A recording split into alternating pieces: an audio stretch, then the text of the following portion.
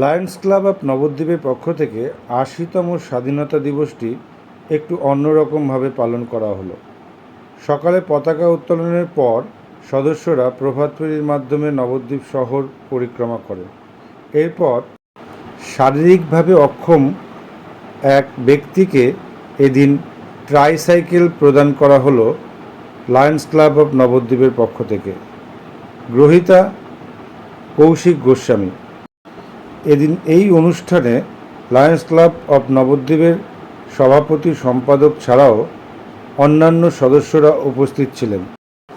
এই মানবিক অনুষ্ঠান সম্পন্ন হওয়ার পর কী প্রতিক্রিয়া দিলেন লায়ন্স ক্লাবের সভাপতি এবং ট্রাইসাইকেল গ্রহীতা কৌশিক গোস্বামী, শুনুন।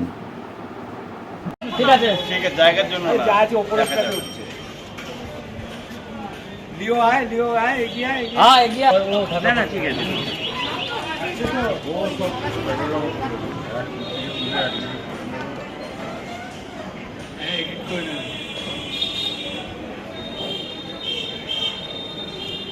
আজকে আপনারা 15ই আগস্ট পতাকা উত্তোলন করলেন এবং প্রভাত ফেরিও করেছিলেন, তারপরে আজকে একটা অন্যরকম অনুষ্ঠান হলো। কি অনুষ্ঠান হলো?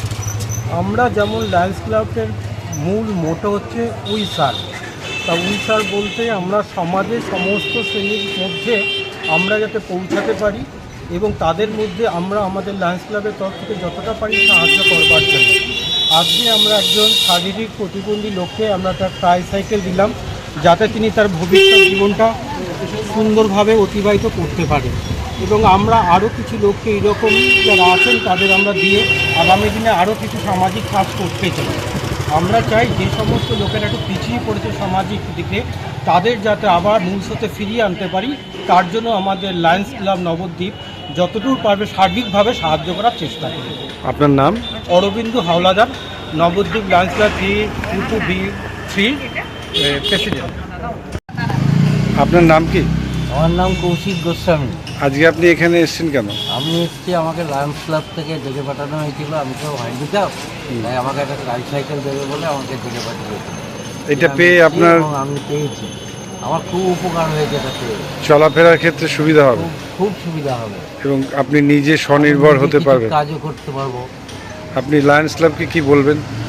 অবশ্যই ধন্যবাদ জানাবো সবাইকে এবং লায়ন্স ক্লাবকে ধন্যবাদ জানাবো।